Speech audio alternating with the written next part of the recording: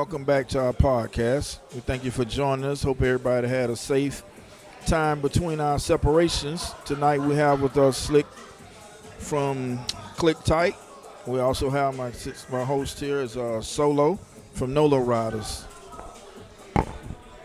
What's going on, everybody, man? Thank y'all for tuning in with us one more time. Like we say, we've been blessed with none other than the man himself, Mr. Slick from ClickTight. We want to talk a little bit more about the UBC, and we want to talk about the club, get to know you better and stuff like that, man. So the UBC, you are basically like spearheading the UBC, and so what is the UBC? Can you tell me about the UBC? UBC stands for Urban Biker Coalition. It's been around since about 2012. It arrived from the JSBC, was the Jacksonville Sports Bike Coalition, backed by Outcast. We just a network of motorcycle club that's on the same page with the same goal, pushing the same agenda in the city. And I also know with being a part of the UBC, events, like as far as community-wise, what's the upcoming thing that's coming up for the UBC as far as like community-wise? For the UBC and whole, well, we got we got a guy, Nolo Riders Monster. He does community service once a month. I think it's the first Saturday every month, which is the first Sunday of every month, which is a huge deal. So he's putting on for the city. UB itself, we are partnering with the rest of the Jacksonville, Northeast Florida Coalition. We're going to do a tour drive this Saturday at 2 o'clock on 103rd at the library. So it should be a lot of participation with that. We got Nolo Riders doing their annual toy and bike giveaway at Favre off of 103rd. I think that starts at 12. So as far as the UBC, we're very active in the community and pretty much doing what we're supposed to do. Slick, you've been with me for since the beginning. Correct. In this book we have, I see your club, one of the few clubs that's back when we started this in 2014 as a talk show before it became a podcast. And your time of being in the UBC, you've been ahead of it for almost since that time frame. Have you seen any drastic changes in the community since this has started? And if so, what are they? You drastic changes in the community? Yes. In the motorcycle community, sir? Since 2014, I mean, the most drastic thing is what was started here in especially the northeast part of Florida with our one percenters all being on the same page, one accord, being able to talk like men, and just have unity throughout the city, which is spreading throughout the state, which is also spreading throughout the region and nationwide. So, you know what I'm saying, I was blessed and happy to see that it kind of started right here in Jacksonville and been spreading out. I agree. It makes the culture in the community a lot better. Everybody can enjoy themselves, go out, don't have to worry about a lot of riffraff. We have been working together, and we've been doing it here in this community for a while before it became favorable across the country. Correct. And you have been an instrumental part of it, balancing the relationships as much as you can on your level between the different outlaw clubs here, especially the urban bike outlaw clubs. As far as the safety part of the education, would you say that this is vital that we do, and has it been instrumental to your club for the education of the bike community and the bike world? Of course. I mean, safety is paramount when whatever you do. And if you ain't, taking the time out to practice safety, doing what we do on these motorcycles, like me and Solo were just talking about, you got young riders that's driving fast and not paying attention and getting in wrecks daily here, you know what I'm saying? I think we average probably one death a week, which is way too many. So we definitely need to slow down and focus on safety, make sure we're wearing our helmets, and because wearing the helmet to save your life, and the other proper PPEs that go along with riding these motorcycles. I agree, because all of us have lost somebody due to motorcycle-related deaths that some of them probably could have been prevented or maybe changed the outcome had certain safety measures been in place, and also had some education been there. So I believe that goes for all clubs. That goes for all motorcyclists, enthusiasts, whether it's the recreational rider or the club president, club founder, or the newest person in your club. We all need the basic instructions when it comes to riding these motorcycles and riding on these streets. And again, I say you've been very instrumental in help spread the education and the awareness. As we move forward into now, we're going to 26. Now a whole nother year is coming upon us. What do you and your club have on your agenda to do different or say improve on from 25 to 26 if you can? I think with me and my club, man, I think we just got to get back to the basics and, make sure we're wearing our helmets. A lot of people getting relaxed. I know Florida's a no helmet state, but if you ain't in traffic in Daytona or you ain't stuck in traffic at the buff down there on the beach, you should make sure you wearing a helmet daily.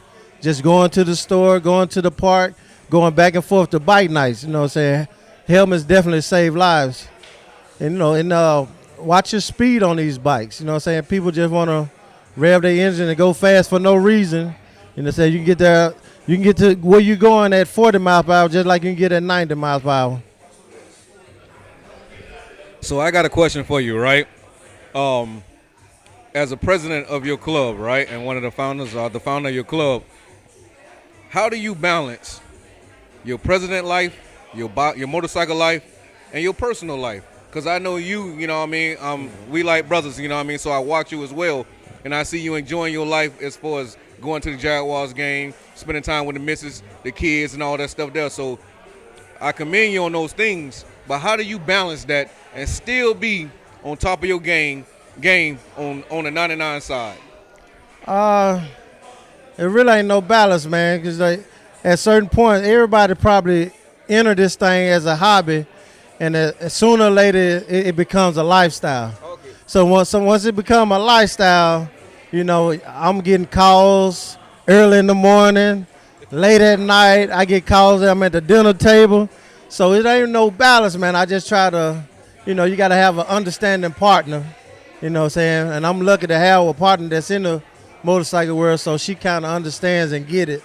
But it ain't no balance, man. With me, it's 24/7, 365. And and I gave you all, I said about all those things that I seen you involved in, but you also run a business. Right. What's the name of your, tell me a little bit about your business. So it's important that people got to understand you could be a biker and an entrepreneur at the same time. So tell me a little more about your business and how you do it. Well, I got a 904 OG Closets on 6002 Wilson Boulevard. It's an urban clothing store. We've been up and running for 3.5 years right now. So, being a retired Navy that I am and a business owner, so I mean it comes with the territory. It actually gives me more time and freedom to partake in the politics and of motorcycling, because I have a little bit more free time on my hand. And what was that address? What was that address again? The 904. 904 OG Closet, 6002 Wilson Boulevard.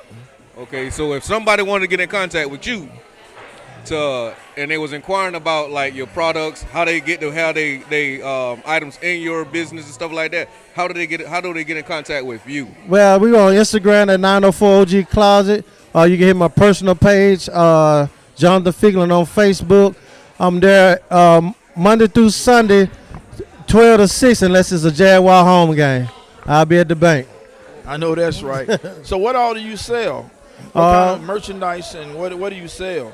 So I got vendors. I sell. I got Felon with a Dream, which is a young lady out of St. Augustine, Florida. I got Relentless Hustler, which is my brother out of Jackson, Mississippi.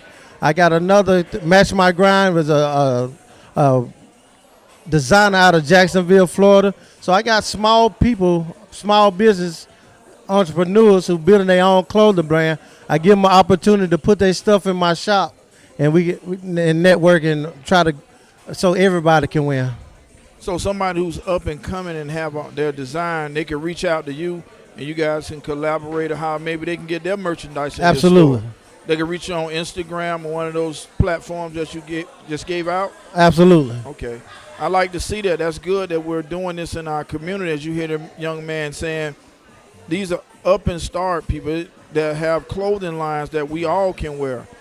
You sell shoes as well, right? I also sell shoes. Right. Okay. So, of course, I patronize it. And all the time. yes, so it's not something we're talking about that we don't support or believe in. This is all good quality stuff. So you can help the brother out, support him, and in return, he will support you. I've seen him and his club, and he pushes the UBC that they support everybody in the whole community in the surrounding areas. Also, we was mentioning about the charity part. By you heading up to UBC, y'all feed the homeless, y'all clothing, you got the kids' toys. Name a few other things that you've headed up that the UBC and your club does as far as supporting the community. Let's see. We did this past October. We did a trunk or treat where we got our candy. Went to a underprivileged neighborhood and was, made it a safe environment for all the kids in that apartment complex to get safe candy. And then so the whole motorcycle community came out and supported that. We did that in October. November, we just did a feed to the homeless headed by Solo at Charles Barker Center. Like I say, this Saturday we're doing a toy drive. And anything else that's in the community that we can be a part of to help grow. We do rides for people who have passed away. We do rides for people's birthday, the lemonade stand that y'all support. And so also the back to school, like school drive. The back to school drive that we do it every August. Correct. Yeah. So say a club want to be a part of the UBC. How do they go about being a part of the UBC? First, they have to be in good standing. When I say good standing, they have to have 5 members, 5 bikes. Once they got there, hopefully they're already an established club, not a pop-up club. They get the green light from one of the dominants, and then come to the board and talk to me or Big Steve, and we try to push them through. What's up? Well, like I say, man, it's a blessing, man. It's an honor to be, riding on these streets, man, and seeing men like yourself who's been on the set already, because like Nolly said before, we don't know who's watching us. Correct. You know what I mean? We'll think that I'm just on the motorcycle and I'm riding.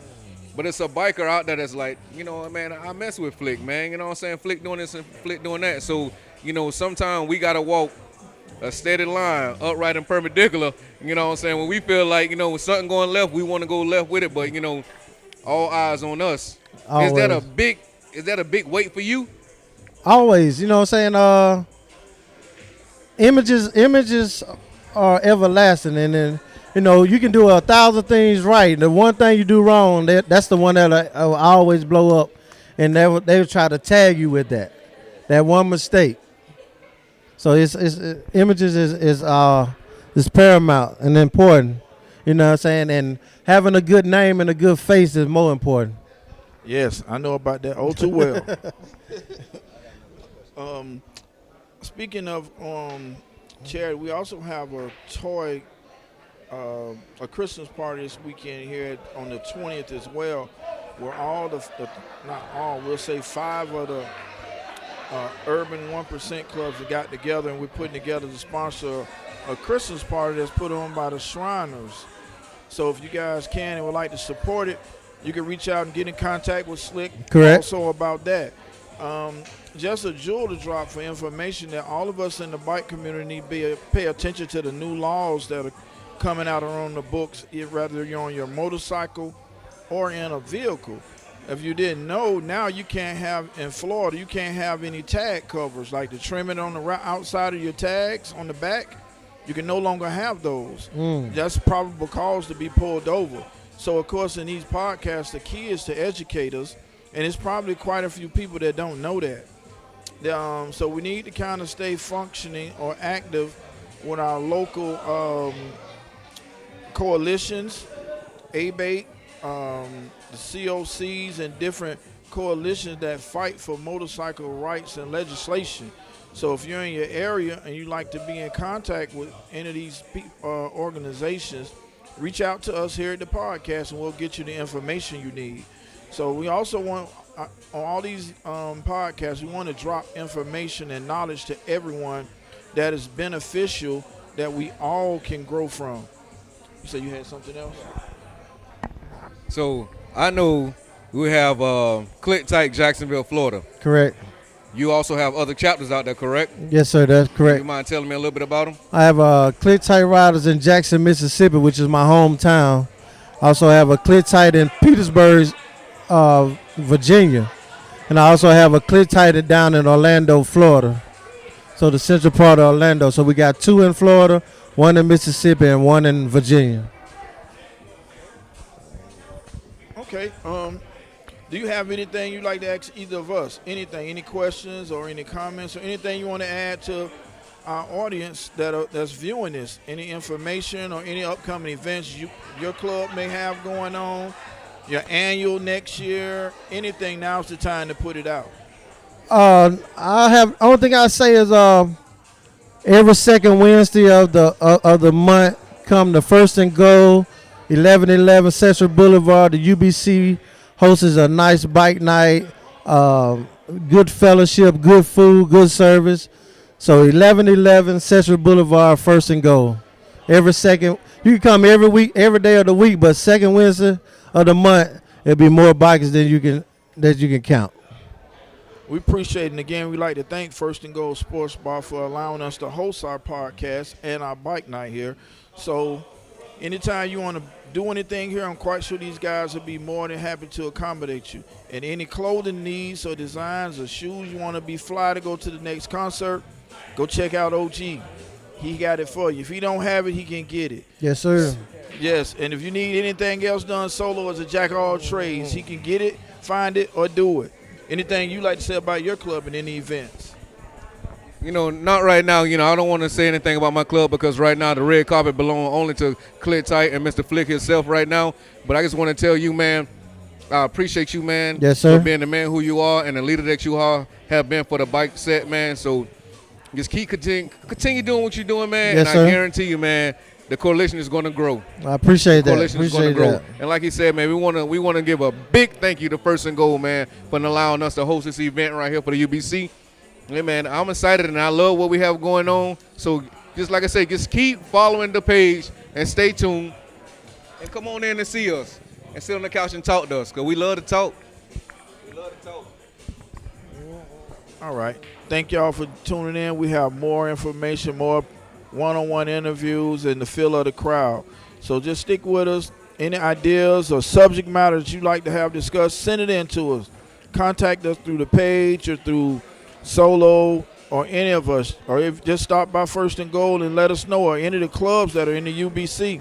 Reach out to them. Text, email, whatever type communication is comfortable for you. Again, I appreciate it. Thank you. Keep supporting us. Spread the word. And give us some ideas of what you'd like to see. And we'll definitely get it on board. Also, in front of me, we have a book that we put together back in 2014. So this is something that doesn't change. The information in here doesn't get outdated because it was dated before us. It has the history of MCing. It has every position in your club, road captain, president, vice president. It teaches you how to set up 501(c)(3)s, how to structure your whole outfit.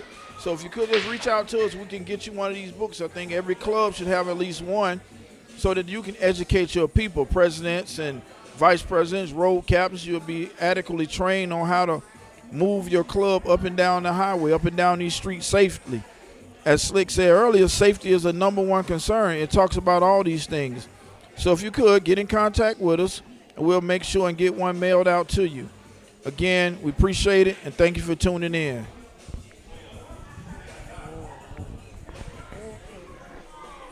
Appreciate you for coming out, brother. We'll get 1 million views.